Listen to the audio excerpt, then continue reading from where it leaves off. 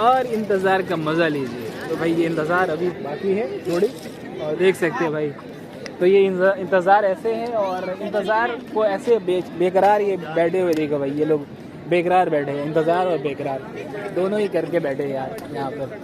तो अभी करेंगे और देखेंगे कब होता है ये शो।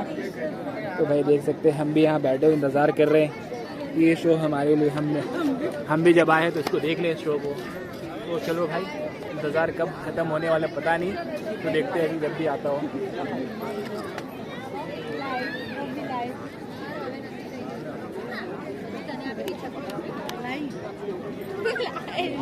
ये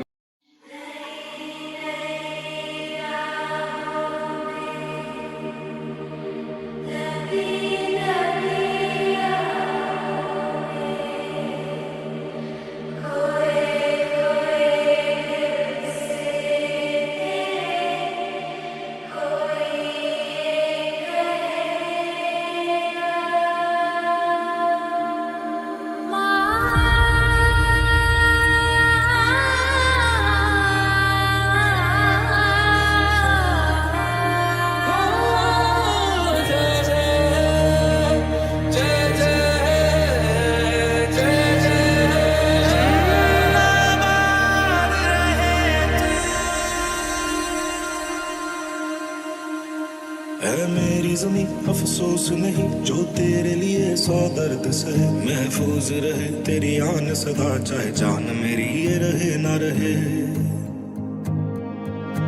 मेरी ज़मीं महबूब मेरी, मेरी नस नस में तेरा इश्क बहे, फीका ना पड़े कभी रंग तेरा जिस्मों से निकल के खून कहे। ये जो देश है तेरा, स्वदेश है मेरा, तुझे है पुकारा।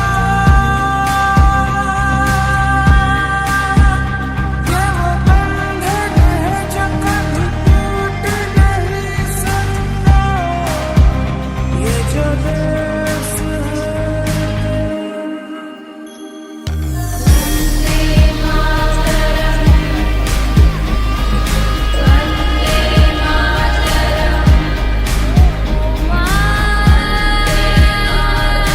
तो वहाँ की लाइट चालू हो गई उस ब्रिज की।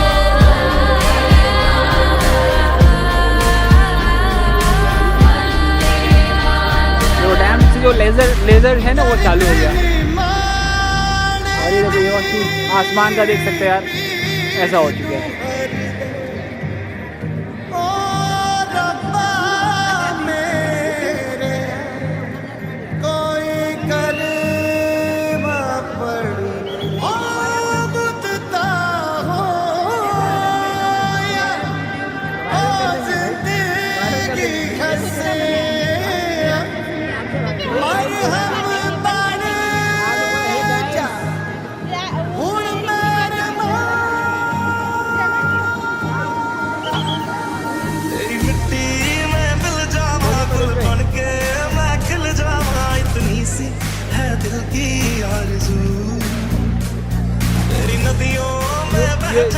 तेरे खेतों में लहरावा, इतनी सी है दिल की आरज़ू।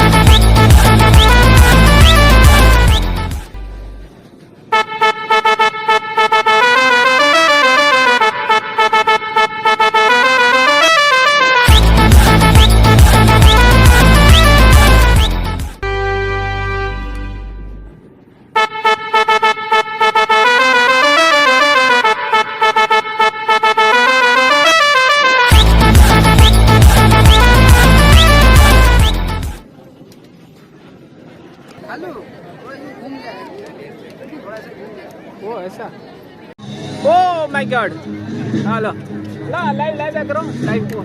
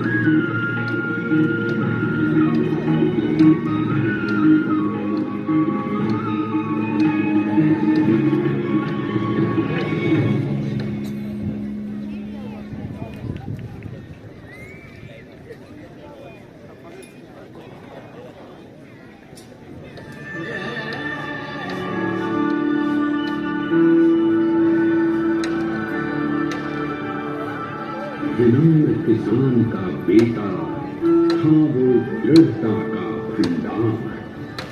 वल्लभ भाई पटेल नाम कहलाता था सरदार। कृषक कार्मिक जनगण से था उसको प्यार अपार। अखिल देश ने उसे रहनुमा किया था स्वीकार। गांधी बापू का शिष्य, सत्य अहिंसा का अवतार, किंतु एक भारत करने को धर लेता हथियार। लौह पुरुष संबोधन था वो लोहे की दीवार। तेज पुंज तुम, शक्ति पीठ तुम, बल का सागर अपरंपार। ऋणी देश का नम्र नमन तुम स्वीकारो सरदार।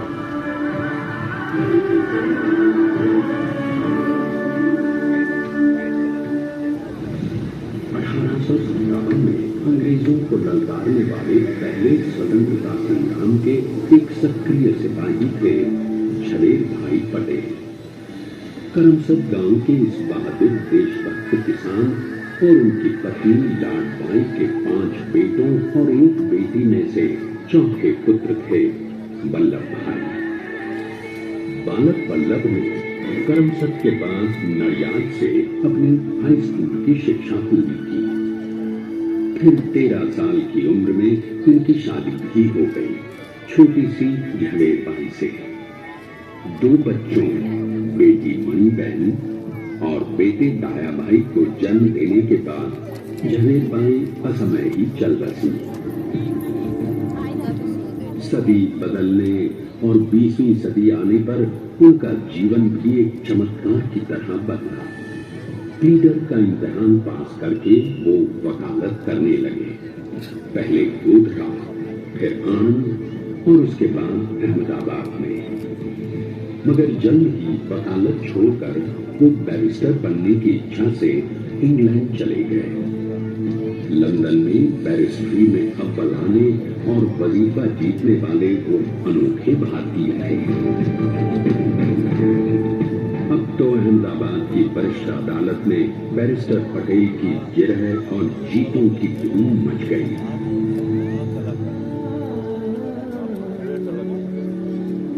तभी एक युग पुरुष ने वल्लभ भाई के जीवन की धारा ही बदल दी। दक्षिण अफ्रीका में सत्याग्रह के अहिंसक अस्त्र से गोरे शासकों को सबक सिखाकर भारत वापस आए बैरिस्टर मोहनदास करमचंद गांधी से मिलकर वल्लभ भाई ने अपने कुछ वर्षों से सीखे विदेशी व्यवहार और संस्कार हमेशा के लिए त्याग दिए और अब वो अपने खेड़ा के किसानों को हक दिलाने के लिए बापू के साथ आंदोलन में कूद पड़े। अब उनके पैरों में जूते नहीं, गांवों की धूल थी। हृदय में भारत भूमि की शस्य श्यामला धरती, मन में थे गांधी और मस्तिष्क में एक नए स्वतंत्र भारत का सपना।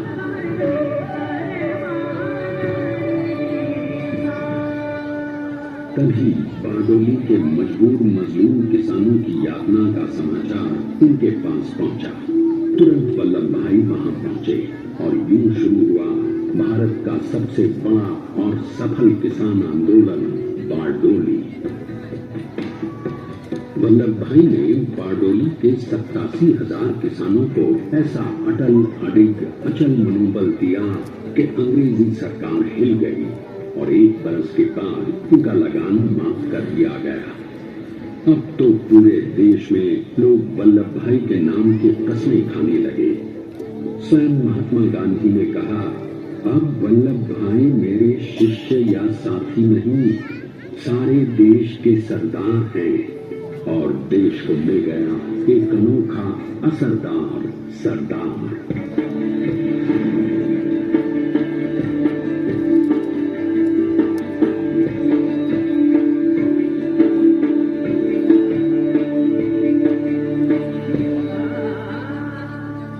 सरदार पटेल के नाम और देशभक्ति से अंग्रेज डरकर कांपने लगे। 1930 के नमक सत्याग्रह और दांडी कूच में वो बापू से भी पहले गिरफ्तार किए गए। तो सन 1932 में फिर उन्हें बापू के साथ ही जेल में 2 सालों के लिए डाल दिया गया। मगर आजादी के दीवानों को, स्वतंत्रता के परवानों को कौन गिरफ्तार कर पाया है। जेल से छूटते ही सरदार को कांग्रेस के नए राष्ट्राध्यक्ष पद पर चुना गया और उनकी सरपरस्ती में राष्ट्रवादी भारतीयों ने तमाम ब्रिटिश सूबों में जीत हासिल कर वहां अपनी स्थानिक सरकारें बनाई। किंतु सरदार का सपना केवल सरकार बनाना नहीं था। उनका स्वप्न तो था एक ऐसे नए भारत का जहां हर रंग, हर रूप, हर जात, मजहब, तबके का हिंदुस्तानी एक साथ मिलकर एक ऐसा नया भारत बना सके जहां पूर्ण स्वराज के साथ सारे समाज को गरीबी, अशिक्षा, छुआछूत से आजादी मिल जाए।